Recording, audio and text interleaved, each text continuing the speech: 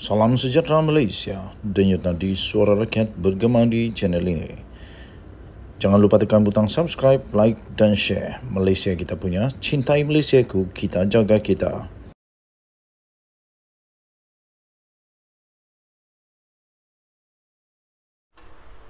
Salam sejahtera Malaysia. Sah. Sah. Ini sah. Apa yang sah? Sah Muhyiddin masuk mahkamah. Sah Muhyiddin confirm masuk mahkamah. 120 juta peratus. Dia masuk mahkamah. Dan dia pula bakal kehilangan banyak sekali duit. Banyak sekali duit dia bakal hilang. Dan boleh bankrupt kot. Sah Mahathir bermasalah besar sekarang ini. Dan sah Mahathir pula, maafkan saya, bukan Mahathir, Muhyiddin. Sah Muhyiddin terkantoi. Sah Muhyiddin akan masuk mahkamah. Buat pertama kalinya seorang Perdana Menteri paling pendek dalam sejarah. Dia paling pendek ke? Mahathir kot. Tak tahulah siapa. Tapi antara paling pendek di sejarah lah. Okey. Mungkin saya silap. Jadi mungkin bukan paling pendek lah. Tapi paling mencabar dalam sejarah lah, itu pasti. Muhyiddin seorang Perdana Menteri paling mencabar dalam sejarah, iaitu dia melalui perjalanan yang sungguh mencabar. Waktu Covid, waktu ekonomi pun teruk, lepas tu waktu politik langsung tak stabil. Itulah perjalanan politik Muhyiddin. Jadi Muhyiddin sah akan ke mahkamah. Confirm. Kerana dia kata, dia mengaku, saya tak bersalah. Kita jumpa di mahkamah, katanya. Ingat, kemungkinan besar inilah yang dinanti-nantikan oleh Anwar Ibrahim. Kamu dah silap mainkan orang kali ini. Kamu dah silap untuk cari lawan. Kerana yang kamu dapat kali ini amat bijak. Yang bila kamu bagi bola tanggung, dia terus gulung. Gulung kah, bestrok kah, lipat kah, spike kah, apa-apa aja lah. Kamu bagi bola tanggung, disambut, kena. Tan Sri Muhyiddin Yassin menegaskan beliau tidak bersalah dan bersedia untuk berdepan dengan Perdana Menteri. Datuk Seri Anwar Ibrahim di mahkamah berhubung isu pelupusan hutang penduduk Kafilda. Pengerusi Perikatan Nasional PN itu berkata, beliau tidak takut Anwar Ibrahim walaupun disaman sebanyak 200 juta. Baguslah kalau begitu, jangan takut lawan. Lawan jangan tak lawan. Lawan tetap lawan. Tapi saya nak beritahu, lawan kali ini bukan calang-calang. Lawan kali ini orangnya bijak. Lawan kali ini orangnya penyabar. Lawan kali ini orang yang sudah pernah pengalaman jauh lebih besar daripada Muhyiddin sendiri. Muhyiddin tak pernah rasa apa yang Anwar pernah rasa. Jadi tuan-tuan dan puan-puan, beliau sudah pun disaman. Muhyiddin sudah pun disaman sebanyak 200 juta ringgit Malaysia. Ini kerana beliau kantoi. Kantoi telah membuat satu kenyataan separuh benar. Saya kata separuh benar lah. Walaupun dia kata dia tak gentar jumpa Anwar, tapi sepatutnya dia gentar. Saya fikir Muhyiddin patut gentar. Kerana yang dia nak lawan adalah Anwar Ibrahim. Peguam-peguam Anwar Ibrahim bukan calang-calang. Okey, bukan calang-calang. Tetapi pastinya hakim-hakim Malaysia pun bukan calang-calang. Tidak boleh kasih main-main. Kita tunggulah nanti. Denyut nadi suara rakyat bergema di channel ini. Jangan lupa tekan butang subscribe, like dan share. Bye-bye. Salam sejahtera Malaysia. Denyut nadi suara rakyat bergema di channel ini. Satu saja soalan saya sebelum saya ulas perkara ini. Soalan saya, ada apa dengan Mahathir? Kenapa ada tua macam ni pun masih berminat dengan Mahathir? Kenapa tak korek orang-orang baru, orang-orang muda? Kenapa tak ambil orang muda untuk jadi pelapis? Kenapa nak minta juga Mahathir? Aduh, Mahathir dah 98 tahun. Tak kesiankah dengan Mahathir bagi dia berdiri lama-lama berucap? Ada apa dengan Mahathir?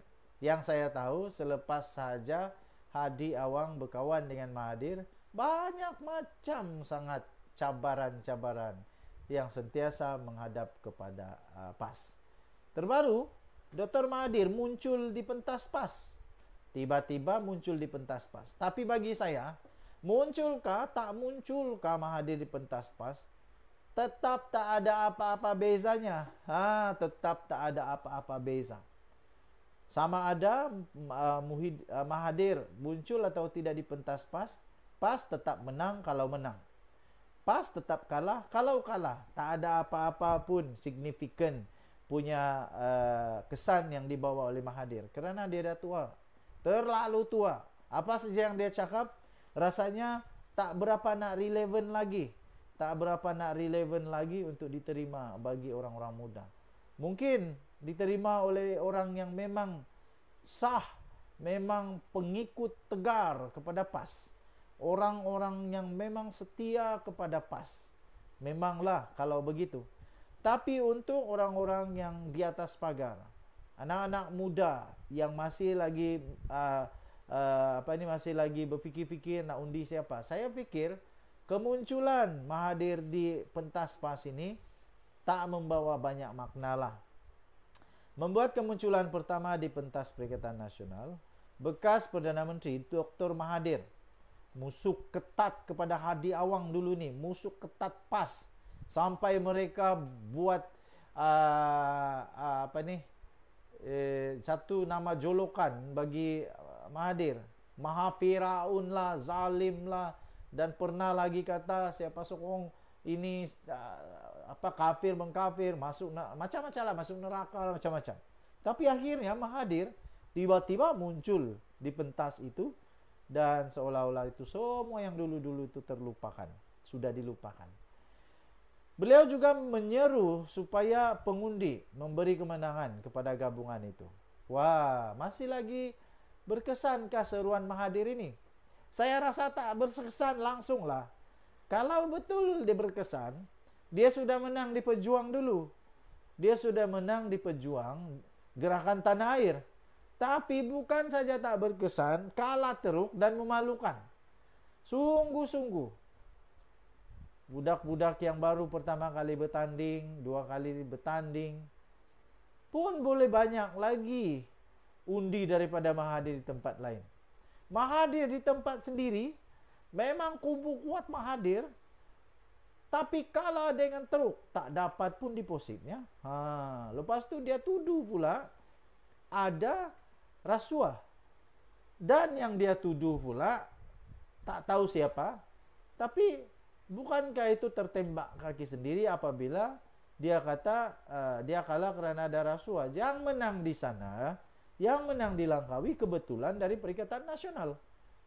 Jadi apa maksudnya itu? Bikin pening. Walaupun begitu, memang ramai orang datanglah. Ada ribuan hadirin yang datang di Sultan Muhammad Keempat, Kota Baru, di stadium Sultan Muhammad Keempat di Kota Baru. Mahathir berkata perlu menyapu bersih dan menang di ke-66 negeri terbabit. Dulu pun kau cakap begitu juga di Pejuang. Bilang boleh menang, tengok satu pun tak menang. Okey, so tahniahlah, apa-apa pun tahniahlah diucapkan kepada Hadi Awang yang dapat seorang orang tua, seorang yang sudah tua betul, untuk menyokong parti PAS. Kita harap adalah signifikan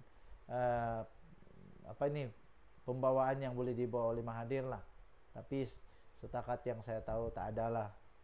Mungkin penyebab kekalahan kot. Kita tengoklah. Bye-bye. Salam sejahtera Malaysia. Denyut nadi suara rakyat bergema di channel ini. Ini dia. Saya sisipkan di tepi ini. Anda boleh lihat. Saya sisipkan di sini ini. Di sini depan ini. Salinan dokumen Jadi kamu share video ini, minta tolong kita sama-sama untuk mau menimbulkan kebenaran. Kita sama-sama berjuang untuk membuktikan siapa betul, siapa tak betul. Supaya negara Malaysia ditakbir oleh orang yang betul. Tak kiralah. Kalaulah Anwar betul, kita sokong Anwar. Kalau Anwar tak betul, kita jangan sokong Anwar. Macam begitulah. Tapi Anwar setakat ini berkhidmat dengan baik sebagai Perdana Menteri. Ini dia. Saya sisipkan. Sebagaimana yang dijanji Anwar. Untuk menunjuk bukti hutang Felda telah dilupus dan menuntut Mahyadin segera mohon maaf. Ini dia dokumen-dokumen itu. Perdana Menteri Datuk Seri Anwar Ibrahim akan mengemukakan bukti bahawa beliau telah menandatangani dokumen bagi penghapusan hutang peneroka Felda. Pada kenyataan itu beliau kata tak payah bagi dia 24 jam, bagi 12 jam pun boleh. Akhirnya ini dia dokumen yang sudah pun dikongsikan. Jadi tuan-tuan dan puan-puan yang dihormati sekalian, berikut adalah salinan dokumen tersebut yang saya sisipkan terus di sini. Tak payah nak panjang lebar, ini dokumennya. Pertama, Lembaga Kemajuan Tanah Persekutuan as Assignor and Government of Malaysia as Assignee and Amanah Raya Trustee Berhad. Ini dia, Assignment of Finance Service Reserve Account 1 FSRA. Kemudian dia tulis di sini, between the assignment is made on 26 of June 2023. Siapa Perdana Menteri waktu itu? Bukan Mahathir, bukan Muhyiddin, bukan Hadi Awang, bukan Hamzah Zainuddin, bukan. Ini Perdana Menteri dia, Datuk Seri Anwar Ibrahim. This assignment is made on 26 of June 2023 between Lembaga Kemajuan Tanah Persekutuan, the Government of Malaysia and Amanah Raya Trustee Berhad. Jadi dokumen ini yang paling penting saya terus sisipkan di sini, ditandatangani oleh empat orang. Nombor 1 ditandatangan oleh Chairman, Assignor the Council of Lembaga Kemajuan Tanah Persekutuan. We hereunto duly affix in the presence of Chairman. Ada tanda tangan dan Tan Sri Idris Jusoh, Felda Chairman, ditanda tangan. Jadi sah. Kemudian satu lagi authorized signatory dia adalah Datuk Amiruddin Abdul Sattar, yaitu Director General of Felda. Tanda tangan juga. Maknanya sah. Dan assignee, sign for and on behalf of the Government of Malaysia in the presence of Yang Amat Berhormat Datuk Seri Anwar Ibrahim, Menteri Keuangan. Tanda tangan dia. Jadi yang tanda tangan ini Muhyiddin kah? Bukan. Tapi Anwar Ibrahim. Dan ada saksi. Tak percaya, tanyalah saksi ini. Witnessnya ialah Datuk apa ini? Tak berapa nampak. Datuk Anis Rizana binti Muhammad Zainuddin, Timbalan Ketua Setiausaha Perbendaraan Pelaburan Kementerian Keuangan. Okey, jadi ini dia. Ada satu lagi dokumen dan nilai dokumen itu adalah 990 juta ringgit Malaysia. Arahan pembayaran daripada Kerajaan Malaysia, arahan pembayaran untuk 990 juta ringgit Malaysia. Tak payah panjang-panjang cakap, kamu share supaya semua tahu. Ini dokumennya. Bye-bye. Ini Sandusi kena jawab. Denyut nadi suara rakyat bergema di channel ini. Sebelum itu saya mohon untuk anda tekan butang subscribe, like, share. Dan kalau kamu baik hati, bagilah saya super thanks supaya saya lebih semangat untuk buat konten lagi. Okey, ramai juga yang tanya saya kenapa ulang-ulang konten yang sama. Okey, itu namanya teknik pengulangan supaya semua orang dapat tahu. Yang belum tahu dia sempat baca lagi. Yang belum dengar video itu dia dapat notification sekali lagi, jadi dia ada peluang untuk tengok video itu sekali lagi. Itu tujuan dia lah. Macam kita belajar juga lah. Waktu kita belajar berjalan, kita akan buat repetition, ulang-ulang, jatuh, ulang, jatuh, ulang, jatuh, ulang, sampai kita boleh berlari. Sama juga. Jadi saya ulang-ulang-ulang itu supaya ramai orang yang belum tak sempat nak tonton video, ada peluang untuk tonton video. Dan satu lagi, supaya tertanam di minda orang Malaysia bahawa rasuah, perbuatan salah, perbuatan-perbuatan yang melanggar undang-undang itu tak patut dibuat di Malaysia. Setuju atau tidak? Kalau kamu setuju, katakan setuju. Okey. Kalau betul Sanusi tak bersalah, ini jawab Sanusi. Kalau betul Sanusi tak bersalah, habis tu, kenapa pula Pesuruhjaya Selangor, Pesuruhjaya PAS Selangor, menghadap Sultan Selangor? Itu soalan yang cukup besar. Kenapa? Pasti kerana menurut laporan-laporan itu dipercayai beliau mau menerangkan, menjelaskan, dan saya fikir mau mohon ampun lah kepada Sultan Selangor. Maknanya ada pengakuan bersalah di sana. Malang sekali Sultan Selangor, ampun tuanku, beribu-ribu ampun, sembah patut, mohon ampun. Malangnya Sultan Selangor seorang sultan yang amat hebat. Baginda seorang yang adil, saksama, dan tidak memilih bulu. Baginda membuat keputusan supaya semua rakyat di Malaysia haruslah menghadap keadilan di mahkamah. Kalau salah, tak kiralah siapapun. Sebab kalau Sanusi terlepas, nanti orang lain buat benda yang sama, susah nak jawab. Jadi, kita sujud sembah, menyembah kepada Kebawaduli Yang Maha Mulia Sultan Selangor yang sangat-sangat berjiwa rakyat. Jadi sekarang Sanusi nak kena jawab nih. Kenapa pula Pesuruhjaya PAS menghadap Selangor? Perdana Menteri Datuk Seri Anwar Ibrahim sendiri menegaskan, beliau tidak pernah mencampuri urusan itu. Urusan tentang kes menghina Sultan Selangor itu. Tapi Perdana Menteri Anwar Ibrahim mempersoalkan tindakan Pesuruhjaya PAS Selangor yang telah menghadap Sultan Selangor dan telah memohon maaf, walaupun terdahulu menafikan Menteri Besar Kedah itu telah mengeluarkan kenyataan tersebut. Apa yang minta maaf pula? Kalau tak salah kan? Maksudnya salah lah tu. Yang peliknya, bila sudah sampai di mahkamah, mengaku tak bersalah. Jadi waktu minta mohon maaf untuk apa? Jangan kamu permain-mainkan pula Sultan Selangor. Sekejap minta maaf, sekejap tak rasa bersalah. Jadi kata Perdana Menteri, orang tuduh Anwar zalim kerana hadapkan seorang ke mahkamah. Ini kes apa? Ini kes hina raja. Siapa buat laporan? Dewan Diraja Selangor. Bukan Anwar yang buat laporan. Jadi tuan-tuan dan puan-puan yang dihormati sekalian, laporan polisi itu dengan perkenan daripada Sultan. Sebab menurut Anwar, kenapa Dewan Diraja Selangor boleh buat laporan? Sebab dapat persetujuan dan itu diperkenankan oleh Selangor. Kalau betul tak salah, kenapa Pesuruhjaya PAS Selangor pergi menghadap Sultan Selangor minta ampun? Kemudian besoknya bila kena dakwa tiba-tiba sahaja tak mengaku bersalah. Jadi yang kamu minta ampun itu ampun untuk apa?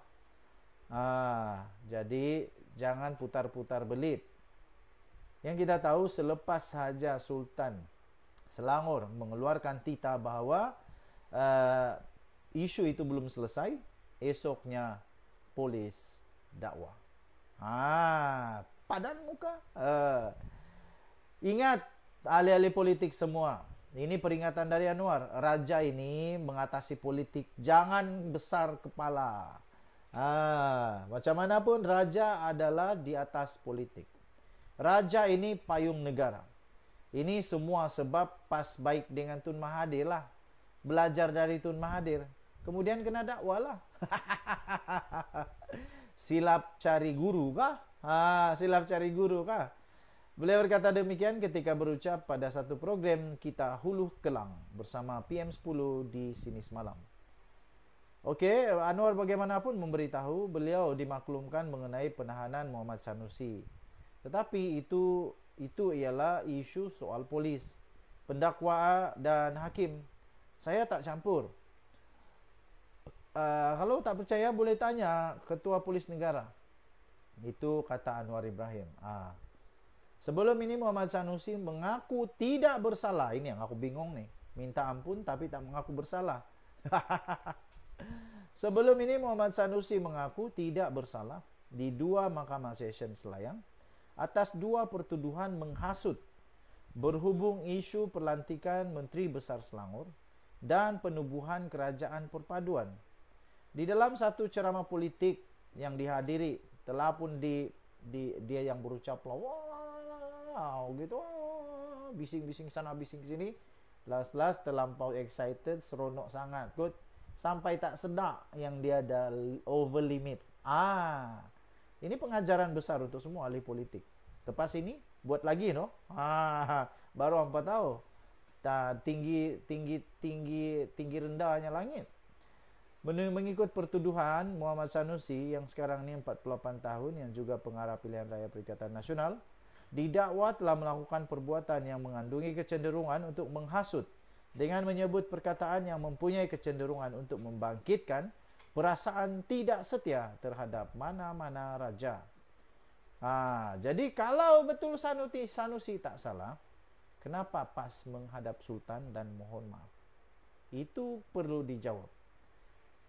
Tang mana yang hampa minta maaf? Kenapa minta maaf, minta ampun? Tapi bila didakwa di mahkamah tak mengaku pula, didakwa di mahkamah tak mengaku pula bersalah. Apa? Hampa ingat Dewan Diraja Selangor tak bijak kah? Yang lah ni yang hampa nak persoalkan ini rasanya ialah Dewan Diraja Selangor. Jangan main-main. Okey. Denyut Nadi Suara Rakyat bergema di channel ini. Jangan lupa tekan butang subscribe, like dan share. Malaysia kita punya, cinta Malaysia aku, kita jaga kita. Bye-bye.